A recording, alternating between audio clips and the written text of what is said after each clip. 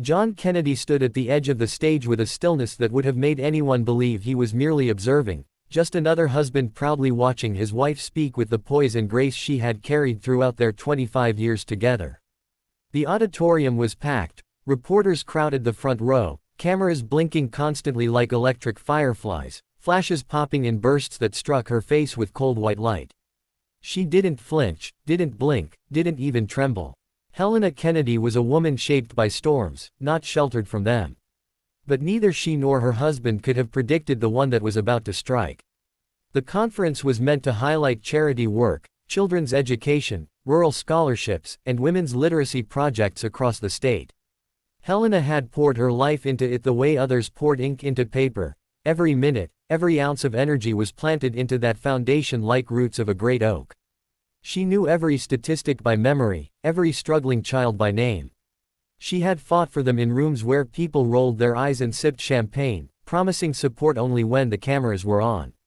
Today was supposed to be a celebration, of progress, of community, of kindness. Instead, it was the day her dignity would be torn in half, right in front of her husband, the press, and a sea of silent witnesses. As she stood behind the podium, the microphone catching every soft breath, Senator John Kennedy watched from his seat in the second row. Close enough to see her smile, but far enough that he was no shield if something went wrong.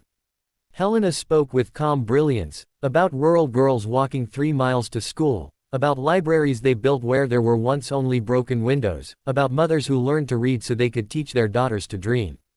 Then, as she turned to introduce the next part of her talk, a woman rose from the audience. Tall, sharp, unsmiling. Her voice cut like metal dragged across stone. "Mrs. Kennedy," she said loudly, ensuring every microphone captured it. "Is it true that your organization lost over $200,000 last quarter? Funds that donors entrusted to you." A collective inhale rippled across the room. The oxygen thinned, like everyone suddenly remembered they needed it. Helena froze, not out of fear, but in calculation. She knew this accusation. It had been whispered online for weeks, fueled by bloggers hungry for traffic. The missing funds weren't missing. They had been redirected, audited, documented, explained, but explanation rarely travels as fast as scandal. The woman didn't stop. "Tell me," she continued, stepping forward, "how does a woman who claims to help children mismanage donor money? How many kids went hungry because of you?" Helena opened her mouth, but the woman raised her hand like a judge calling for silence. Humiliating, dismissive, televised in crystal clarity. "You stand here," she said, "as if you are a saint. But isn't it true you brought this event today merely to repair your damaged reputation?" The room became silent enough to hear breath crack. Some cameras leaned closer. Others zoomed in like vultures descending. And John Kennedy sat perfectly still. People looked at him, waiting, expecting a senator to rise, to defend, to shout. But he didn't. The cameras caught his eyes, unblinking, steady, watching with an intensity that unsettled even those not involved. Helena swallowed. Her throat felt like someone had poured sand inside it. "Ma'am," she said, voice trembling like a violin string too tightly wound, "the funds were allocated for new schools. We have full documentation. We communicated to donors. Nothing was lost." The woman laughed, not because something was funny, but because humiliation is sometimes performed like theater. "Allocated," she sneered. "Is that what you call it when children still sit on dirt floors while you stand here in designer clothing?" Gasps. A dozen phones lifted. 100 hearts slowed. Helena had not expected cruelty to dress itself so boldly. And still, John Kennedy did not move. Some whispered. Was he ashamed? Was he powerless? Was he afraid of looking defensive? Did he expect her to stand alone? Speculation filled the silence like smoke in a closed room. Helena felt tears tighten behind her eyes, not from guilt but from anger. She had worked 18-hour days, sacrificed holidays, missed vacations, buried exhaustion beneath purpose, and this woman reduced it all to rumors, to fabrications, to spectacle. She tightened her jaw to speak, but before she could, the woman raised her voice again. "You are a fraud, Mrs. Kennedy. And the world deserves to see it." Helena stood there, 1,000 cameras capturing not her charity, not her success, but her humiliation. And John Kennedy finally rose. Slow, deliberate. There was no rage, no dramatic outburst. No pointed finger. Just a man walking toward the stage like a tide returning to shore. His shoes echoed against the polished wood, each step louder than the woman's accusations, louder than the whispers, louder than the cameras that now turned from Helena to him.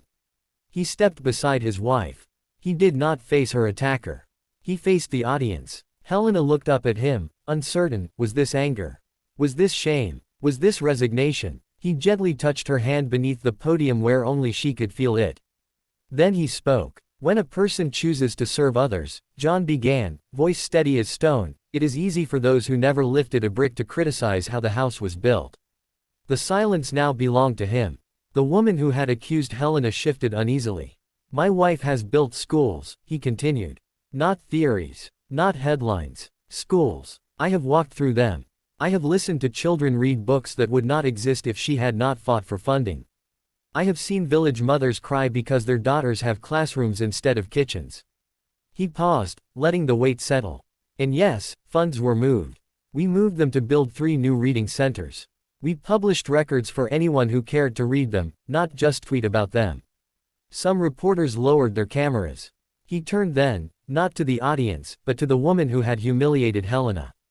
You asked how many children went hungry because of her, he said, voice still calm.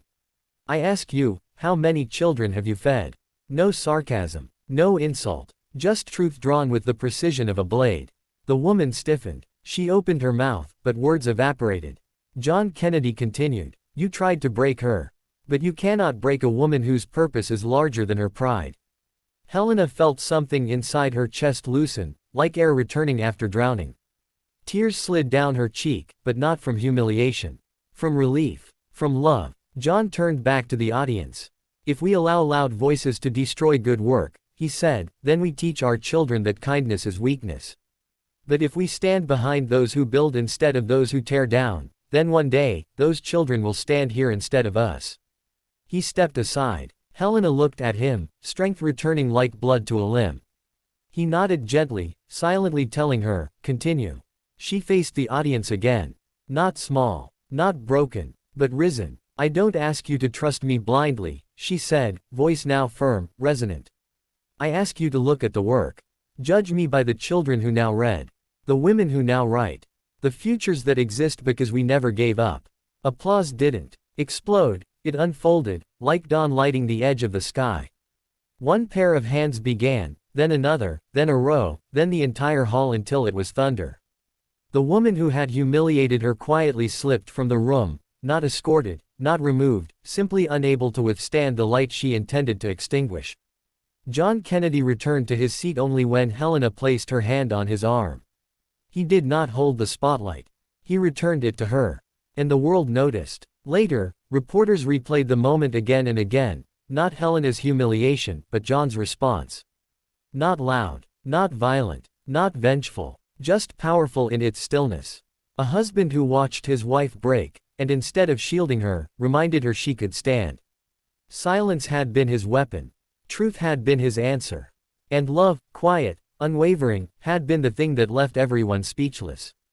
Their story did not end with applause. It continued in classrooms where children wrote their first words, in mothers signing their names for the first time, in villages where doors opened to learning like windows to sunrise.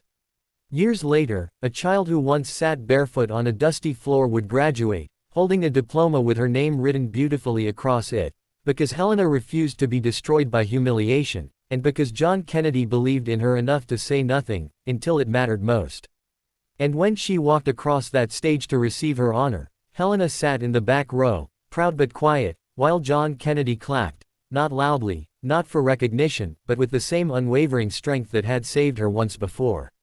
Some said his reaction was calm. Some said it was calculated. But those who understood knew this. He did not defend his wife to silence the world. He defended her to remind her she didn't need rescuing. And that, more than any speech, any argument, any rebuttal, is why the world never forgot what happened that day. Why his reaction left everyone speechless.